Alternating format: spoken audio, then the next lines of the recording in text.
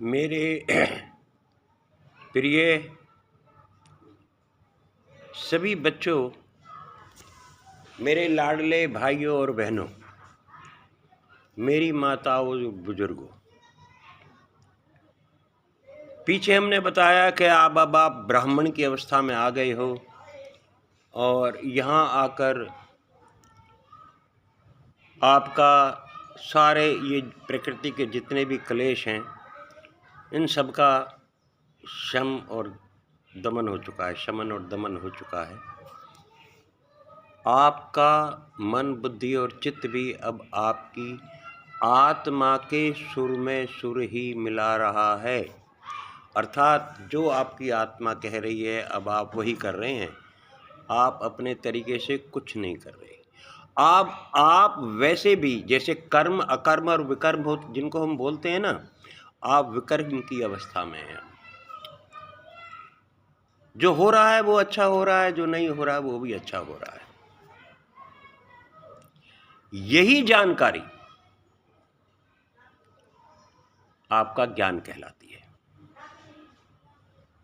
आप कौन हैं ये जानकारी भी आपका ज्ञान ही कहलाती है।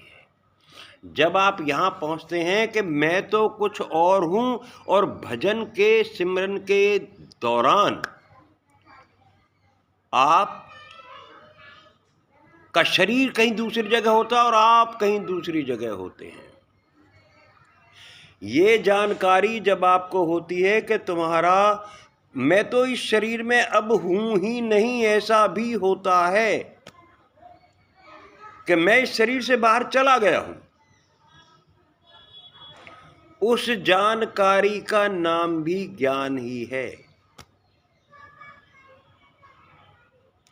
आप जितनी भी अब यहां से आगे जानकारी प्राप्त करेंगे वो सारा आपका ज्ञान होगा और यही ज्ञान आपकी अवस्था को भी बताएगा कि अब आप कौन सी अवस्था में हैं। तो यही अवस्था आपकी ब्राह्मण की होगी। जैसे अब समझेंगे, अब आप अपनी दिव्य शक्तियों के बारे में और दिव्य दृष्टि के बारे में समझेंगे थोड़ा सा। जो मैं जहाँ तक मैंने सोचा है, जहाँ तक मैंने जाना है, तो एक वो है, आपने पढ़ा होगा वो, उसमें गीता जी में अर्जुन कहता है कि महाराज मुझे अपना विश्व दर्शन की कराइए। क्योंकि जब उन्होंने जब उसकी बात की ना कि मैं 10वें अध्याय में बताते हैं कि भाई अश्वगंधा उचश्वा घोड़ा मैं ही हूँ, ऐरावत हाथी मैं ही हूँ, मगरों में मगर मैं ही हूँ और मरीची वायु मैं ही हूँ। वो कहता है सब कुछ मैं हूँ। और अंत में कहता है कि तर्क और वितर्क में नहीं, तर्क और कुतर्क में नहीं, वाद विवाद में जो गुरु और शिष्य के अंदर होता है, उस तर्क उस वाद विवाद में भी जो निर्णायक निर्णय निकलता है, अर्थात ब्रह्म चर्चा में भी जो कुछ आपके सामने मक्खन निकल के आता है, वो मक्खन भी मैं ही हूँ। तो यहाँ के वो कहते हैं, जब अर्जुन उनसे कहता है कि महाराज मैं इसको, ये तो मैंने मान लिया कि आप सब चीज़ में हैं, लेकिन मैं इसे अपनी आँखों से देखना चाहता हूँ। देखने के ऊपर जो ना भगवान उसको बोलना शुरू करते हैं, लेकिन अर्जुन कहता है महाराज मुझे तो कुछ नज़र ही नहीं आ रहा, आप कह क्या रहे हैं। लगा रहे अर्जुन मैं इतनी देर से बोल रहा हूँ, आप कह रहे हैं मुझे नज़र ही नहीं आ रहा। वो कहते हैं महाराज मुझे कुछ नज़र नहीं आ रहा। तो भगवान उनको समझाते हैं अर्जुन को। अर्जुन का मतलब होता है अनुरागी, मतलब भगवान का राग, न आत्मा का राग गाने वाला अनुरागी। वो भी एक सत्पुरुष महापुरुष के समान ही होता है, ध्यान रखना, सत्पुरुष के समान ही होता है। जो आत्मा का 24 घंटा राग गाता है वो महापुरुष है, ध्यान रखना इस बात का।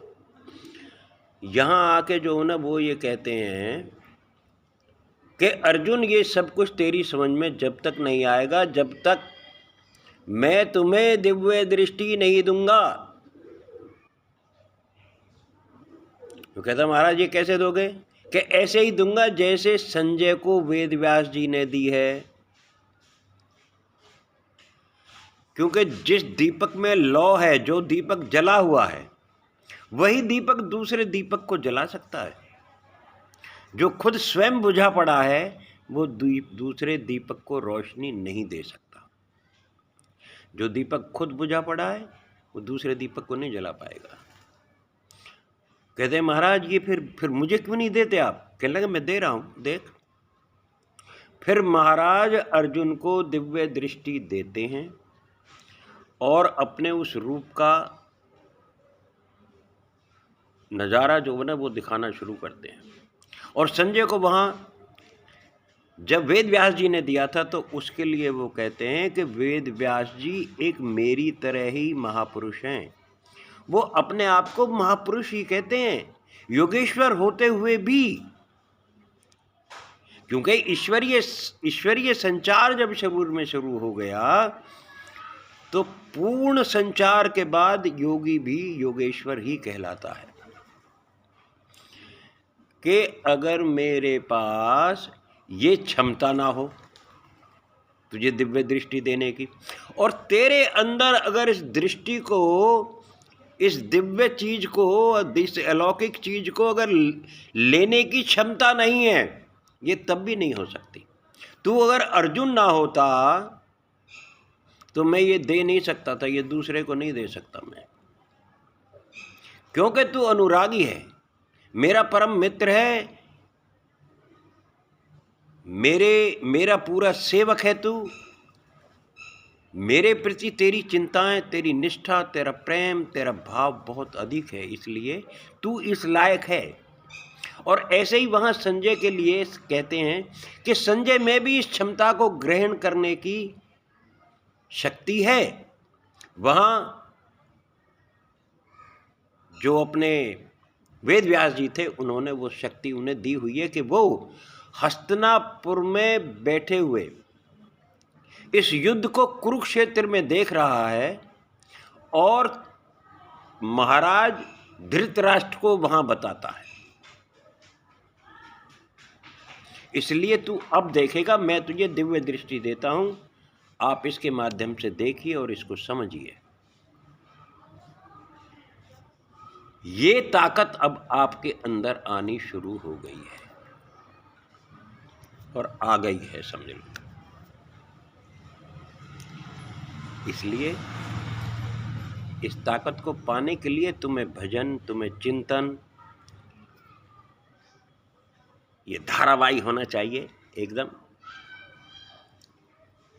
और ध्यान की प्रवृत्ति होनी चाहिए आपकी। ब्रह्म में प्रवेश दिलाने वाली सारी क्षमताएं, सारी योग्यताएं जब परिपक्व हो जाती हैं और काम, क्रोध, लोभ, मोह, राग, द्वेष, प्रकृति में घसीट कर रखने वाली प्रवृत्तियां जब पूर्णतः शांत हो जाती हैं, उस समय वह व्यक्ति ब्रह्म को जानने योग्य हो जाता है।